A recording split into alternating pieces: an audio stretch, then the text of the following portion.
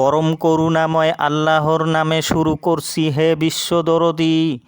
আজ আপনাদেরকে পাপী ও পুণ্যবানদের পরিচয় দেওয়ার চেষ্টা করব।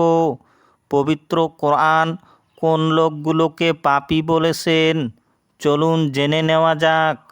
দয়াময় আল্লাহ সূরা আনআমের ৫৫ নম্বর আয়াতে বলেন, এভাবেই আমি আমার আয়াতগুলো সুস্পষ্টভাবে বর্ণনা করি, যাতে অপরাধীদের পথ পরিষ্কারভাবে প্রকাশ পেয়ে যায়।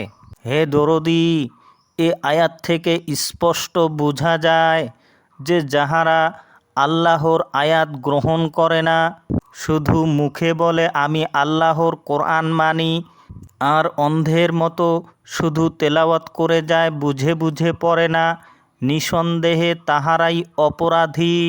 কেননা আয়াতগুলো সুস্পষ্টভাবে বর্ণনা দেওয়ার উদ্দেশ্যই হচ্ছে অপরাধীদের পথ ক্লিয়ার হওয়া।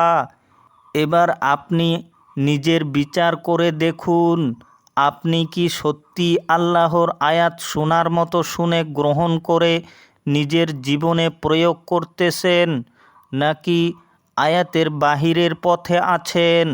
যদি আপনি কোরআনের আয়াত দিয়ে নিজেকে গড়ে তোলার চেষ্টায় আছেন, তাহলে অবশ্যই আপনি পুণ্যবানদের অন্তর্ভুক্ত, নচেৎ আপনি পাপীদের অন্তর্ভুক্ত।